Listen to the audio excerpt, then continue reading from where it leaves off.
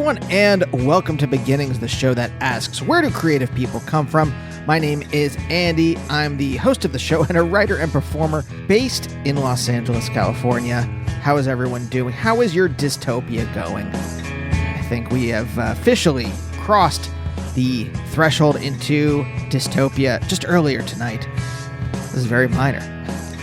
There is I think it's called a casement window, basically a lever-operated window in our bathroom, and because of that, it's impossible for there to be a screen.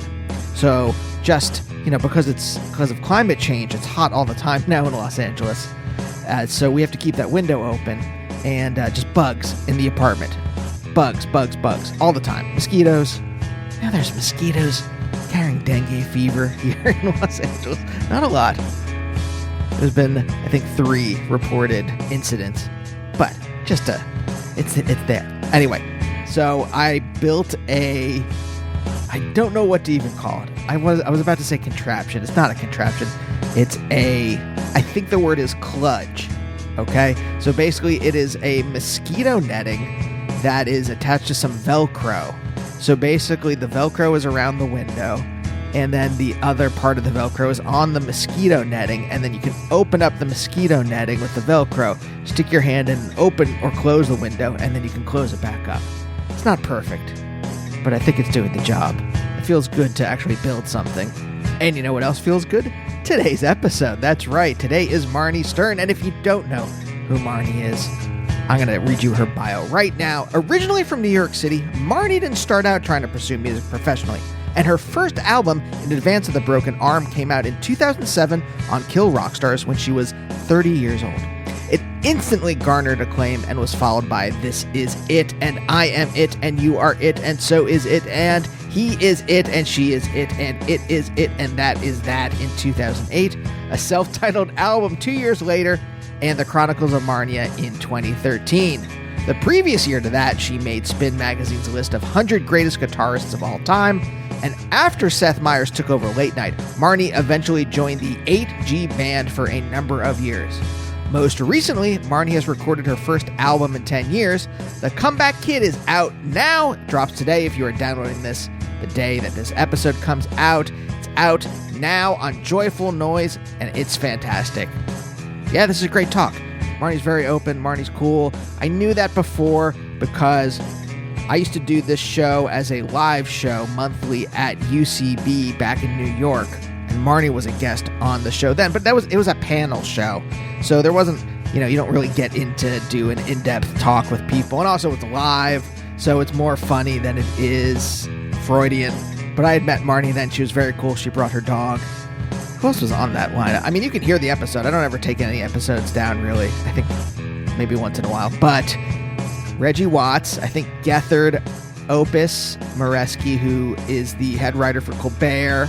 So yeah, we get into all of Marnie's childhood. There was a lot of drama. We talk about that and her parents and prep school and lots of other things, including where's the music business going in dystopia?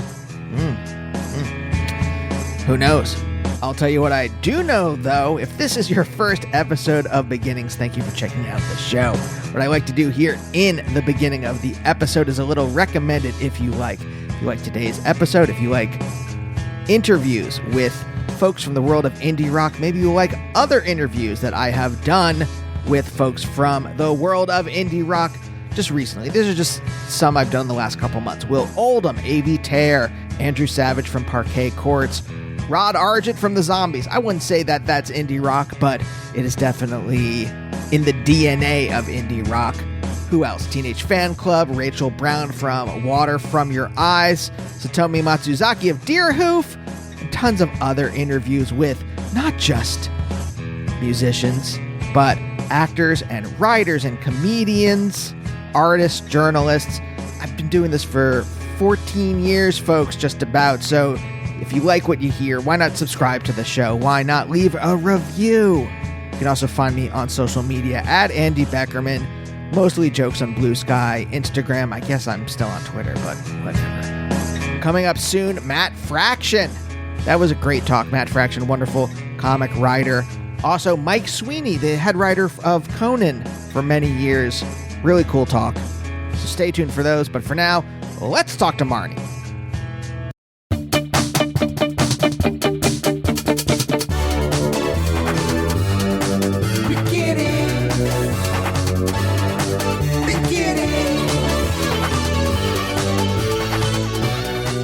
Well, we just got through the writer's strike, and so I am particularly angry at, it's not like I wasn't before, but I think they particularly angry at the just because they system. can.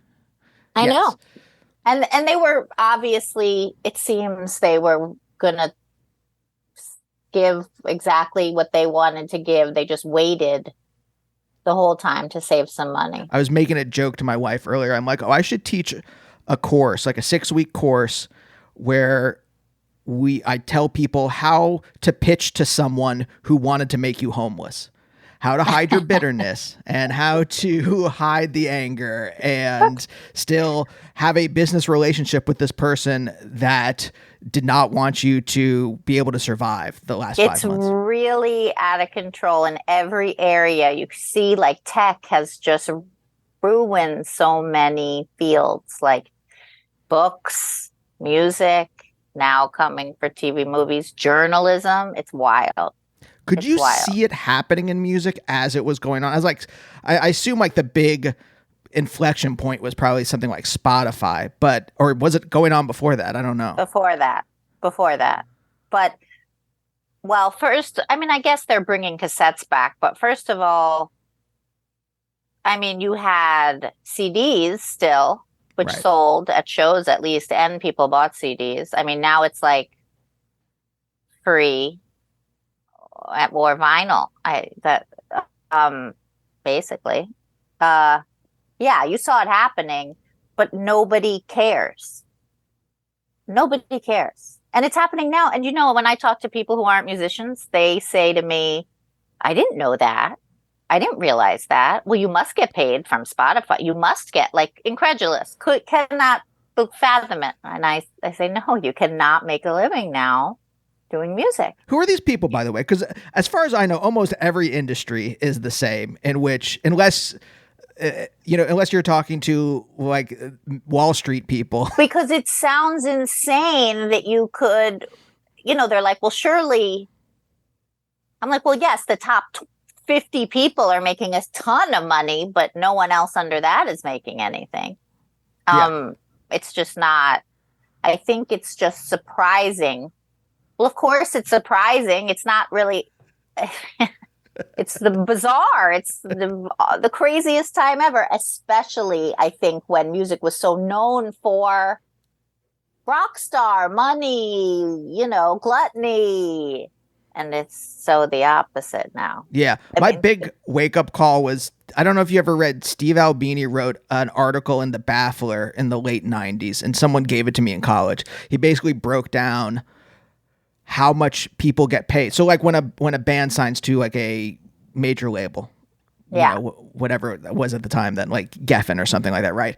He broke down, they get an advance, but then they have to pay this back, and then they have to do this, and everyone gets a cut that they don't have to pay back except for the band. And then it shows how they often end up in debt at the end of it. And I was like, especially if there's a major label and they say, oh, well, you got to record with this person, and that person charges a ton of money and it goes up to such a crazy amount. And then your music videos, you're this, you're that. Oh, well, we have to get the best person. And then you can't really pay that back. Yeah.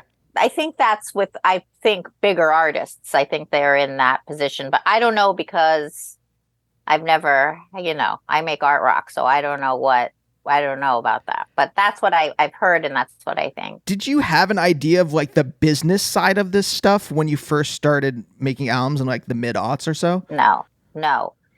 I just knew it was very frustrating for me because I was living in New York City at the beginning of the aughts when all the New York bands blew up, like Yeahs, the Strokes. I was here making music, and I was like, holy shit, it's passing me by. I'm not part of it. It's over for me. It's never going to happen. This was the moment, and I wasn't part of it.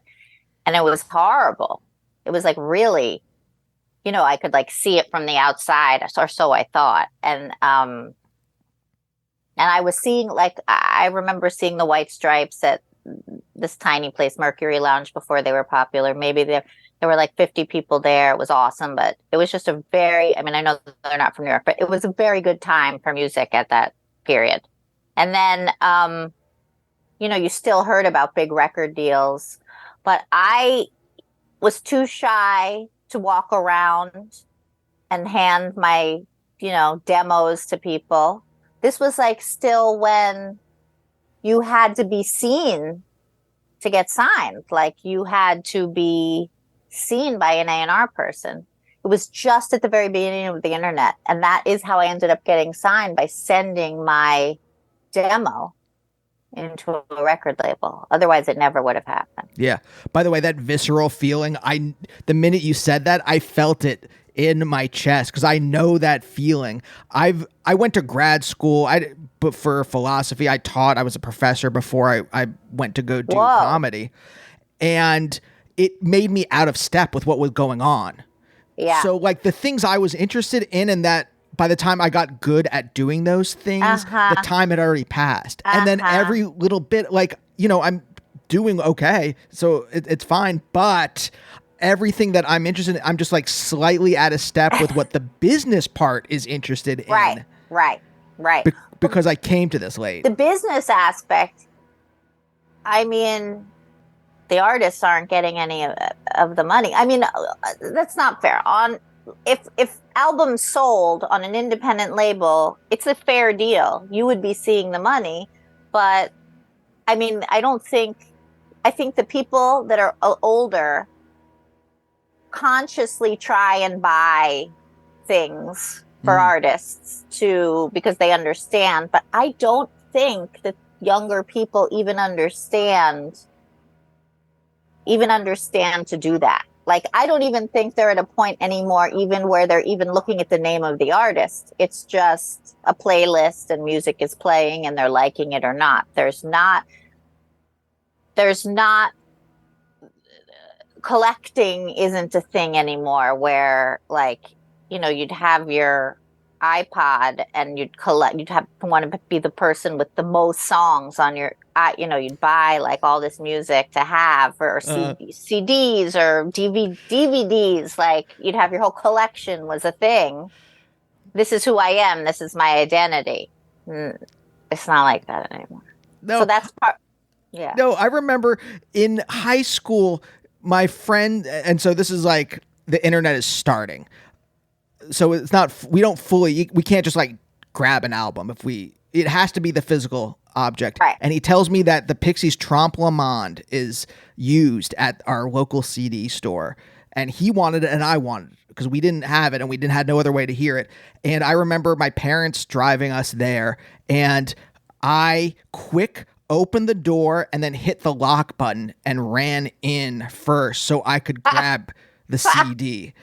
That is That's funny. How important it was to have this physical object and it'd be part of your identity. Well, also, I think a lot of sales happen. Remember, you didn't get a preview of something. You couldn't listen to it first. So with a lot of stuff, you were like, well, I'll try this. I'll try this. I'll try this. I'll see what it's like. I mean, in that sense, I guess it's kind of good. That is one positive thing, where you didn't have to buy a ton of shit and then feel like, oh, I don't like this. Yeah. But yeah, it's like a broken business. It's very sad. And I'm torn. On one hand, I feel like it's a joy and a pleasure to make music. So why should I think I should be paid for it? And on the other hand, I think, okay, well, it happens to be a joy, but I am working at something. So, I'm torn. But it's got to correct, or yeah. I don't understand why artists will continue. I mean, do you agree? Like, there's got to be some kind of correction, or do you think no? It's just going to be. What do you think is going to happen? I'm unsure. It depends on people banding together. I think there's a start for musicians to start banding together Does that sentence make sense? I think it's beginning to happen that musicians are banding together to combine their labor power. Because the writers and the actors, I mean, that's what they have. They have a union. Like, musicians need something like that to have some kind of a community to say, hey, this is crazy. Like, all this money is going somewhere, but not to us. Yeah. Yeah. And I think if that happens, it can arrest some of the bad stuff that's been happening. But if not, then it's just going to all turn into content slop. That's the thing I've been yelling about. How, like, what does that mean? Explain that to me. What's content slop? Just the kind of drivel, like, I don't know if you had HBO Go, but basically when they combined with Discovery, suddenly you went from this channel that had The Wire and curated good shows to just, like shit shacks and stuff like that. Like, and it was all the same, and it's all into the people in charge, the tech guys that have ruined everything.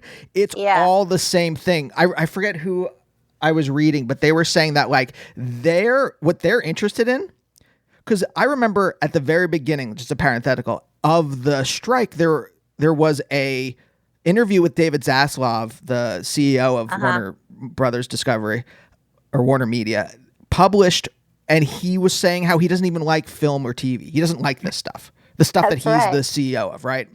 They have no taste, right? They have no taste, right? No taste. So what they're interested in it is the delivery device, okay, the streaming app or whatever, and which is insane to me because their apps are terrible to navigate. But anyway, that's an aside.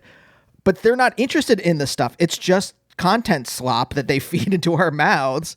Yeah. And if it's The Wire or it's, the Shit Shack show, whatever. They don't care. Right. But it's hard to go through, it's hard to find something good now. And there's so much, but there's so little. Like, I was even saying today, oh, well, there should be a Netflix, but just for good shows. and my husband was like, that was HBO at one point. That was like that, because it's just so much junk. I guess that's content slop. So yes, that is happening to music. Yes. But I don't know, before, a lot of crap would rise to the surface in popular music and kind of just be force fed to the public. That wasn't great. And it was harder to find. See, that's what's so crazy. It was really hard to find different music. And now it isn't hard, but there seems to be no taste. That's like insulting. That's not what I mean. I mean, I guess it's similar to the content of television, where if there's just so much shit thrown at you, your brain can't concentrate on trying to pick out stuff. It's just all kind of there. Yeah. I could be wrong about this, but I wonder if it's this too, that when you're just slightly older than me, but so I think we have the same references, but like when we were growing up, there was space for like a band like REM to become famous, or Nirvana or something like that. And they were this North Star in public that got you into, like, Nirvana was the thing that got me into everything else. Yeah. And I guess REM too, but mostly Nirvana. And I don't know if that exists now. I don't know if there's space for that kind of doorway in popular culture, in popular music, at least from what I see. But I don't seek it out because I know where to go now. I guess it would seem it's more, I think it's any band like that would be more image based rather than have, like Nirvana made good music and they were cool. Now I think they would just push to the top somebody that was cool, but not necessarily didn't really have much substance. But yeah, like, I guess it's harder to be in this time period right now with it happening everywhere, where they're trying to just push people out basically of work in all fields in this crazy way of paying them less and treating them with less respect and all of the things that they're doing. It's harder because you've seen a world where authors got paid for writing books and what the fuck? It's so crazy. Like, I'm like, is this real life? Like that kid? But it is. Yeah. And I'm just, it's like bad luck to be Yeah. right in this part of time where there's the transition change, and it's going to shift, but not when we are, I'd say 20 years, it'll be sorted. Yeah. Did you see when you mentioned earlier the contentification, I guess I'll call it, of music, where it's just like a playlist and it doesn't really matter to your identity? Do you see that reflected in your kids? They're too little. Okay. They don't know. They're 5 and 6, so they don't like. I'll play them stuff, but really, it's not. It's interesting. It's not really. It doesn't. Different styles don't really sink into them. They just start singing whatever is playing. It doesn't matter if it's like Slayer or Paw Patrol. It's very bizarre.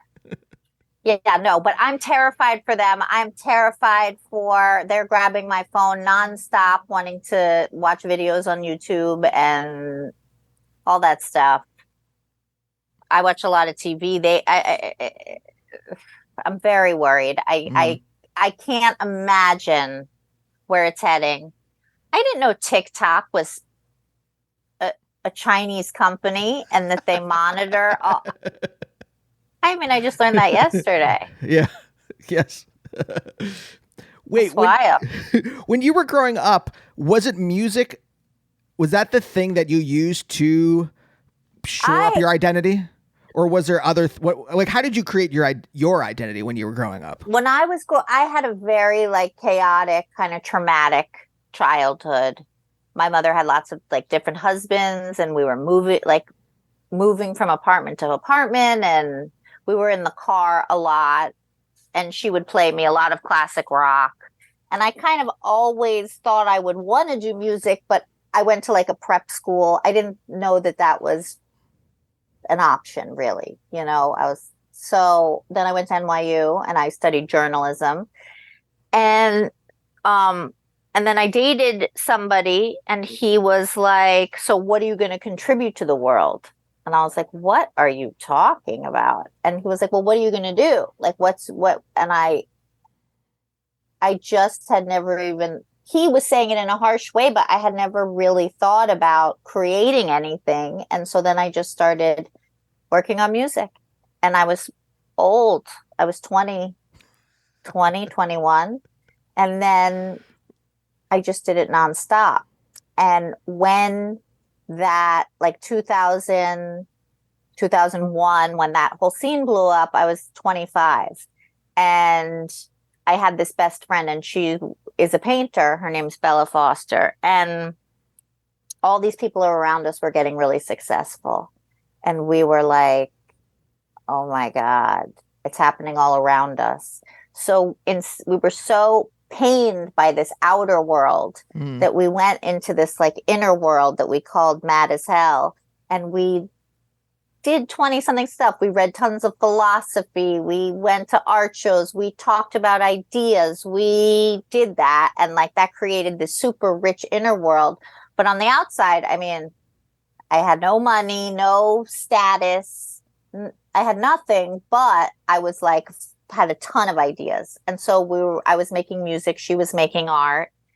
And then the record deal came like 6 years after that. But it was like 6 years of sort of isolation. And I was so happy because I felt really like kind of powerful because I was connecting to all these ideas, and I was feeling super creative, and that felt really good.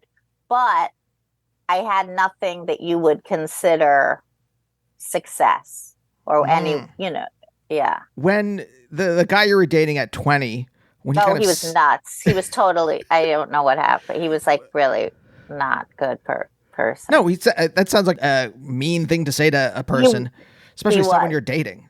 He was a jerk. I guess I'm more curious about like when someone said that to you, when this guy said this to you, how did you react? Because I don't know. It's when you said it, I put myself in your place, and I was just like, what? Why? What's your problem? I think I was defensive, but the broader picture was right in that I didn't,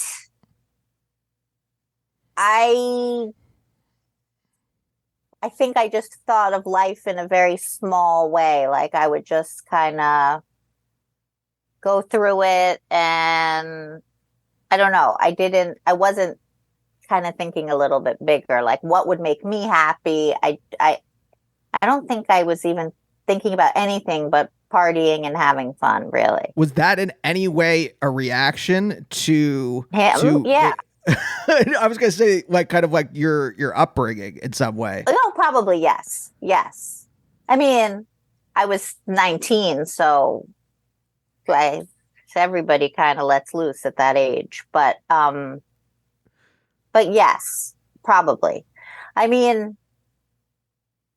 I still have everybody when you have when you don't feel super secure growing up, it's odd that I chose this as my living for feeling stable, because it's not the most stable.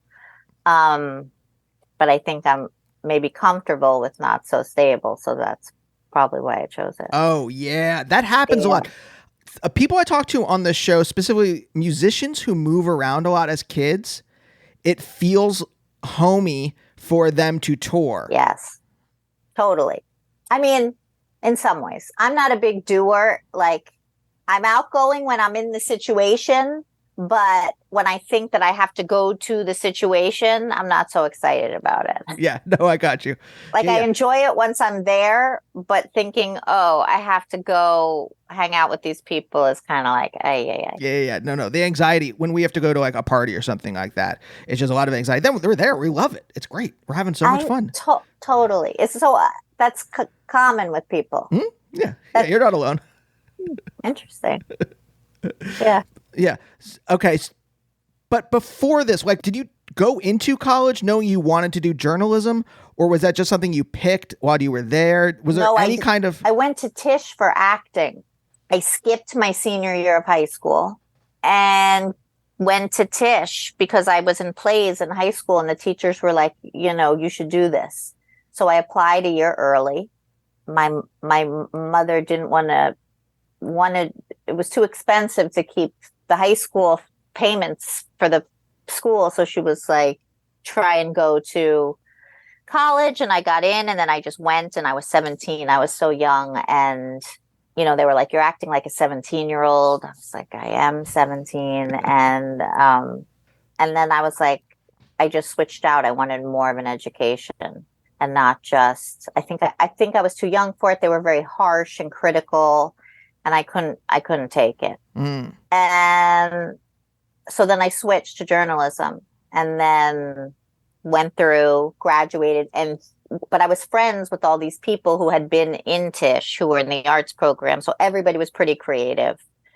And that's when I started working on music. And then those became my friends and stayed my friends. So, like, I mean, what's the art scene in New York that you are a part of through these people? Because, like, the downtown art scene's already kind of, like, over. And then, like, the Hal Hartley era, that was, like, the early 90s and stuff like that. It was going. I mean, it still is going. I guess it's always going here. All the galleries we would go to in Chelsea, like, after we all had 9-to-5 jobs, and we would go after work and have the free wine and look at the art, and all my friends were trying to get in with the gallery, and then some of them were, and at 23 we were like, wow, this is great. And that is sort of how Bella and I kind of started Mad as Hell, because she was a painter, and we'd go look at stuff, and I'd be like, what am I looking at? And she'd be like, well, do you like it or do you not like it? And I was like, that's bullshit. I don't know something here. Tell me I know that I'm not knowing something here. She was like, here's my book from school. So then I read the whole thing, and I swear to God, then we would go, and I was like, oh, this is about blah, blah, blah, blah, blah. This is about him facing his mortality. And for a while I was really on top of it. But yeah, that helped with music and stuff. But I mean, we still were very young. We'd go out every night till 4 a.m. and then go to work. It's 8 the next day. Like, we were having fun. We all lived in the East Village. It was very fun. And then, like, Bella lived in Williamsburg, before it had come up. It was just Right. starting. Her rent was like $400 or $350 or something crazy. Yeah. That strikes me as insane. Yeah. I was lucky. I lived in Greenpoint when I first moved to New York in '08, and our rent for our apartment was $1,600. And That's good. when I went to move in with my now wife, she's like, first of all, she's from Harlem, so she's like, I'm not moving to Greenpoint. But I just went and looked at apartments anyway, Yeah. just to. By the time, so a couple years later, when we first moved into with each other, I was already priced out of Greenpoint. Like, How old were you? 29, 30, somewhere around there. That's good to move in Yeah, that's a good time. with your spouse. Yeah. But you weren't married yet. No, not for another 10 years. Yeah, I say I'm married. I'm not married. I've just been with the same person for 10 years. And we have kids, so yeah, and it'll just keep going up and up and up and up and up forever. The prices will go up and up and up forever. But I remember that time where I lived on 10th Street and 2nd Avenue, and I lived with 3 other people, like in one of those apartments, but my rent was $600 and I made like $24,000 a year, but somehow we had like $11 for like a margarita and then some kind of beer like a Tecate special, a shot of tequila, and like somehow it was very easy to live. I don't remember being like, I'm hungry. It seemed totally fine. So something has changed, I guess, or I don't know. Maybe it hasn't. Maybe it's the same for young people, but it was very livable. No, it's changed. It's changed for sure. When you lived through like the Giuliani-ification of New York. And my best friends lived on Avenue D, and we used to have like a saying for A is all right, B is bad, C is crazy, and D you're dead. Mm-hmm. And they lived on top of underneath a after hours club that started at 4 a.m. and then went until the next day. And sometimes we'd come home and we'd be lying there and the music would be so loud and we'd be like, okay, let's go. And we get dressed and go to the thing because we couldn't sleep. But yes, it was crazy to watch that whole transformation. Like there were parts of East Village that weren't safe and now they're totally fine. What prep school did you go to? Birchwatch and Lenox. I know my wife went to Dalton. I don't know. Like, I don't really know. She did not. She went to a real one. I'm like the C tier of the private schools. I mean, what did that practically mean for you? Like, did you enjoy your experience there? Yeah. I mean, because of the childhood and not really getting much attention at home, it was like there were only 20 kids in the whole grade.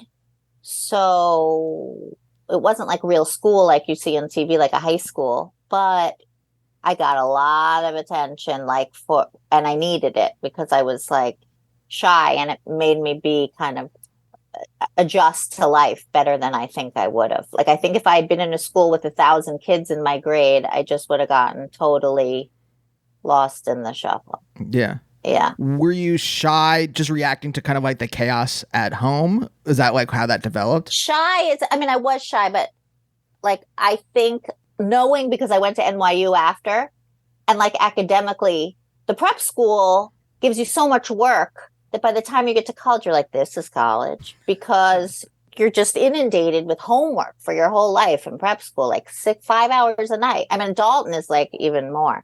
And when I got to college, I kind of just stopped. I was like, oh, I wasn't really going to class much because we didn't have to. And I could see how that could have happened to me in high school, but even more so if it had been bigger, because there was nobody at home saying, you need to go to class. And are you doing your homework? I just did those things on my own. That was like my personality.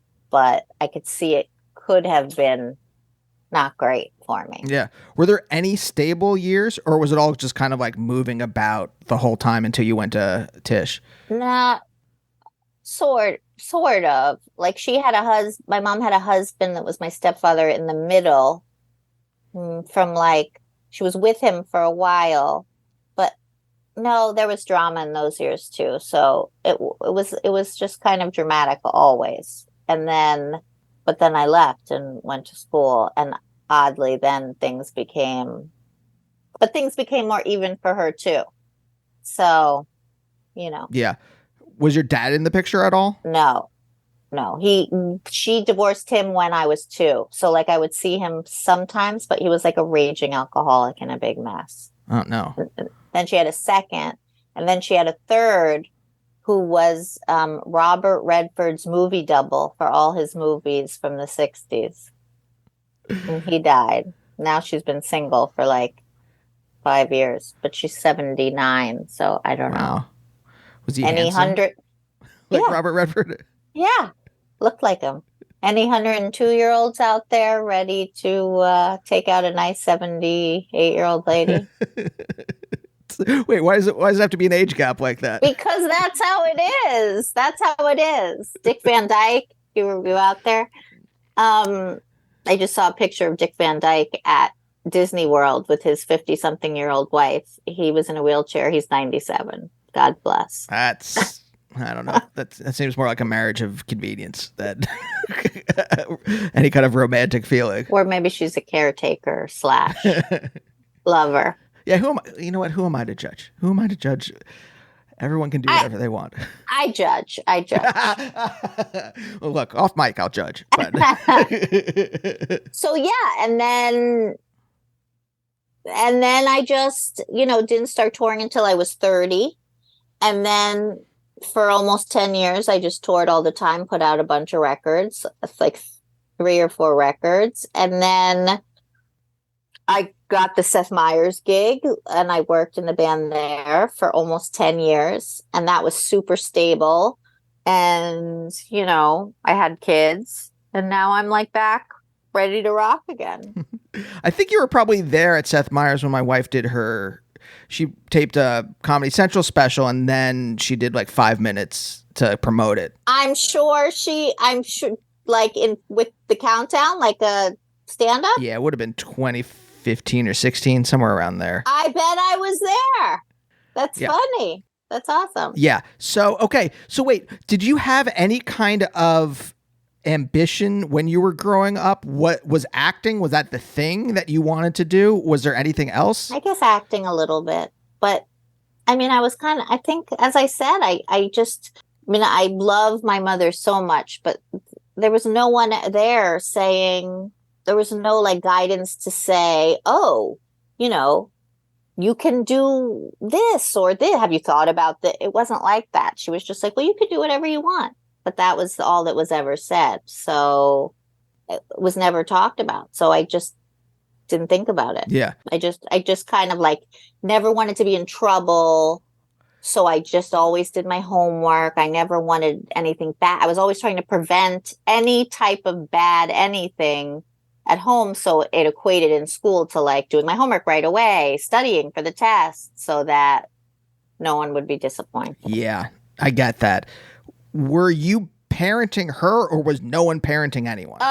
No one was parenting anyone. So it was just kind of like what was it? But she wasn't, it was not like she was partying at all. She just was in her head about things and kind of detached. And, we were always together, which was great. But I think she was just distracted trying to figure out how she was going to get through life. And with me, she just kept thinking, but you have this education, you could do whatever you want. And in her way, that was true. She was giving me this education, which was true. Like from her mind, she was like, no one told me to go to college. I went to high school. Like everyone said I should just get married. So now I'm screwed. So here she had to figure out that. Yeah. And I think she only knew how to do that through marriage. So that was what she tried to do with meet someone. Yeah. No, I wasn't trying to paint her in a bad light. I was just Yeah. So I think, but it's interesting you asked that because like when I look back on it, like there are some parts that were very normal. Like she would pick me up from school. I remember that very nice feeling of her picking me up from school all the time. And like I said, I would go home right away. She never once asked me to do homework but like she would help me study when I was very young. I remember like very nice memories of that. She would make dinner, but I don't think she knew how to give guidance because she had no guidance, and that's what that was. Yeah.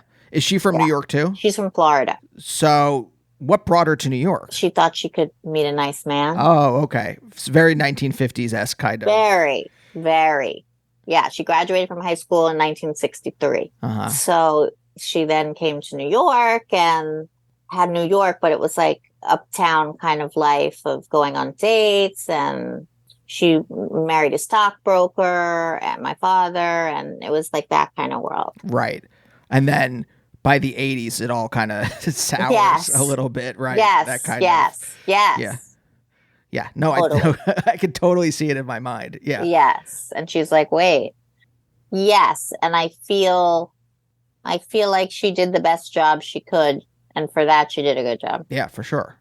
I mean, better than my father. He didn't try. And he had all the education in the world and he could have, and he didn't. Yeah. But yeah, I don't know if, you know how they say like sometimes sensitive people can make good art because they're damaged. Like, I wonder if that's true. And I wonder, what does that even mean? You know what I mean? Like,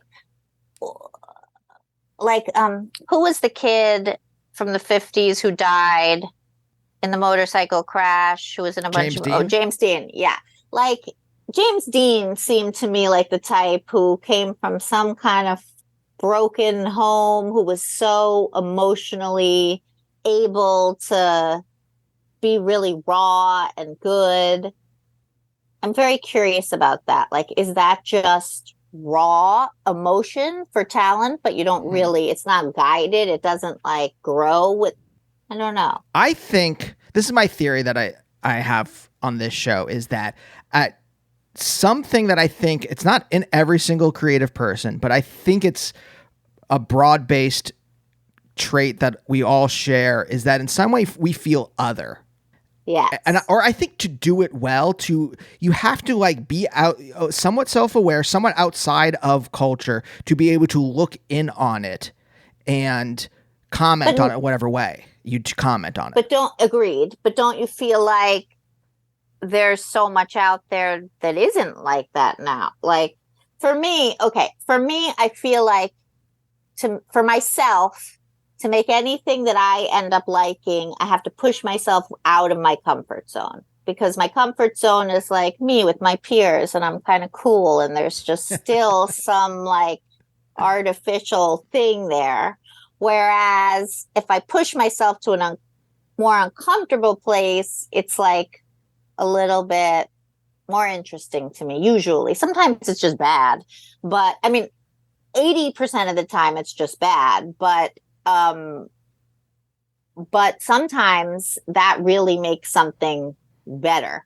But I don't see a lot of people pushing themselves anywhere ever, really. You know, it's like, if anything, it's the opposite. It's all about like image, especially pop music, forget it. But like, even otherwise, I feel like they don't even know how to, because community is not a thing anymore the way it was. You know, the way you'd like go to shows and you'd see the same people over and over at the place, and you become friends, and you all like the same type of music, and you were like real community based. It doesn't, I mean, I don't know, what do I know? That could be going on, but it's like by the time somebody, let's say someone's in Cleveland and they come up with this really cool guitar style, well, they put it on YouTube and that's it. Like the time for it to like grow and foster is just already gone, because there's just no time, it seems, to like cultivate a thing, because the internet just kind of spreads everything everywhere. Well, I mean, when you say that like you push yourself into uncomfortable territory, yes, what does that practically mean? And actually, two questions. One, what goes on in your head when you're like, oh, this is not, I'm comfortable. I know what I'm doing. Like I know how to play this song, or or whatever. I'm writing a song and I'm like, I've done this before. And then how do you actually practically push yourself into uncomfortable territory? Well, usually for me, it means embarrassing myself. Like something embarrassing to me, like my voice isn't so great to begin with, but like sometimes I'll do something really embarrassing with my voice and I'm like, I can't keep that. I can't keep that. Or like on the second song of this record, it's the for the first 45 seconds, it's just on guitar, not coming straight into the song, like it's uncomfortable. Things like that. And sometimes I even try and do like very sweet, nice things because that's so the opposite of my kind of style. And that makes me really uncomfortable. So yeah, that's what I mean. Because otherwise, at least for me, like I've done this, the whole point is to stretch yourself and try and, it feels good as the artist to just go in and make stuff. That's one part of it. But the other part of it is, you don't want to just be making the same thing over and over and over and over again. I mean, unless you're AC/DC and it's that good. But but think of it like this. It's not fun to do something uncomfortable. Like right. when I'm writing a script, like the first draft will be like very joke heavy and very like the characters saying their emotions. And then every subsequent draft, I'm like tucking in the emotions more and more. And I'm like taking the jokes and replacing them with realistic dialogue, and then just trying to make the realistic dialogue funny or make the way that they are in the world funny. So that they're not just like standing and saying jokes at each other and things like that. Yeah. And the more I do that, the more uncomfortable it doesn't feel good to do that necessarily. But does it feel like you're taking away from the goodness? I'm in unsafe territory because if the more that I ground something, the more that I'm taking a chance that the person reading it, who is paying me to do this thing, usually will have the same, and I can write the stage directions, all this other kind of stuff to try to get them into the same space as I am. Yeah. But I'm now taking a risk that they're not going to, like, a joke is a joke. And usually if they're paying me to write a thing, then we have somewhat of a similar sense of humor. But the more that I start like grounding it in reality, the more I have to just hope that they get it. And I want, and then I get to, it makes me a little more anxious the more that, and so I think just using myself as an example, I don't think I'm that much of an outlier. While the end result is better than the first draft, and every subsequent draft is better objectively, I think it still doesn't make me feel good to do that. And I think a lot of artists like stop at this makes me feel good. So like, whatever. That's right. Of course they do. Like the first, whoever. Right. Start where you would start, like, or where I would start, which is, I know this is good. This is my style. This is here I go. And then it feels really good because you're like, oh, there it is. And it felt good to do it, to write it, to be funny. And then, exactly. But but I guess that should be, I think like, I can't think of what it's called because my brain cells are all gone now. But Brian Eno did this like had this game. It wasn't a game. It was like these cards that you could spin over, and it would have like a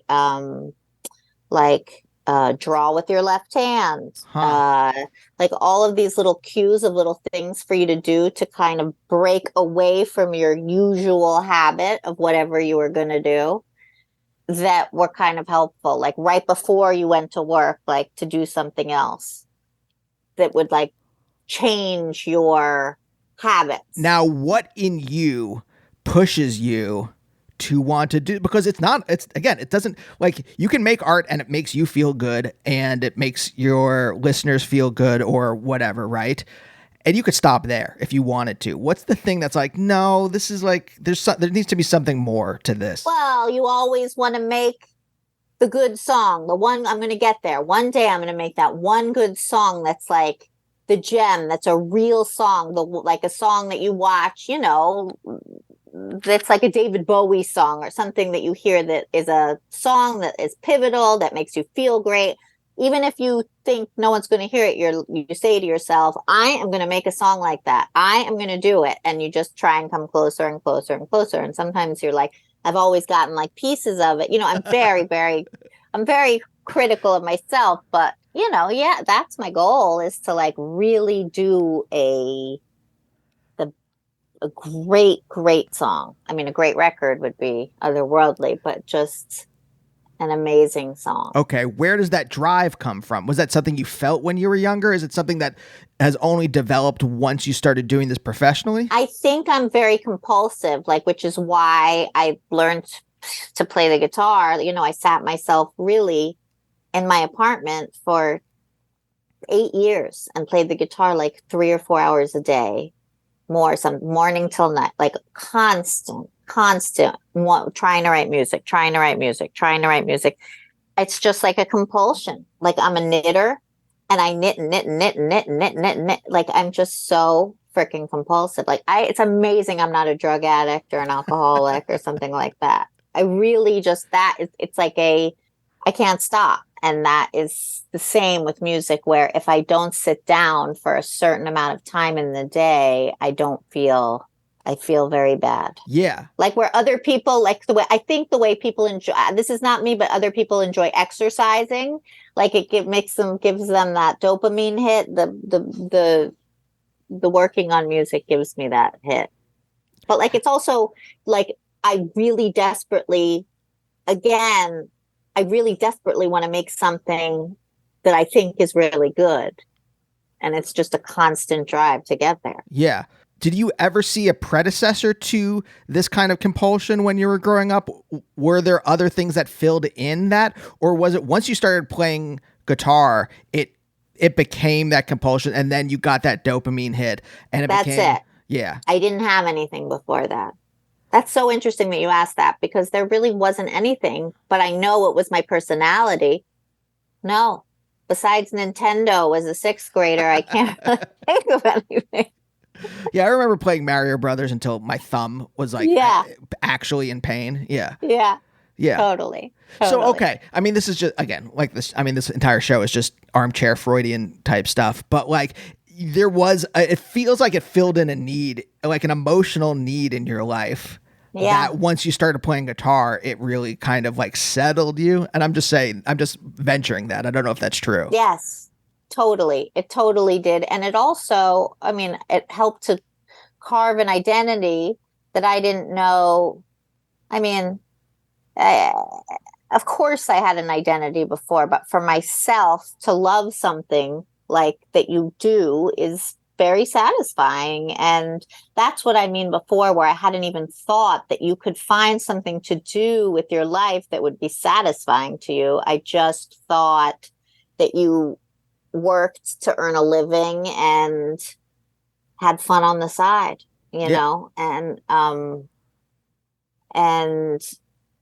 also when I decided that I wanted to do it, when I would be listening to music, and I would listen, as everyone does, it's like, it just makes the feelings that it evokes are so strong that I wanted, it's, you know, and then I would play and people would say, oh, this song of yours really helped me through this time or whatever. I mean, there's nothing better than that. Like nothing, except for your kid hugging you and kissing you.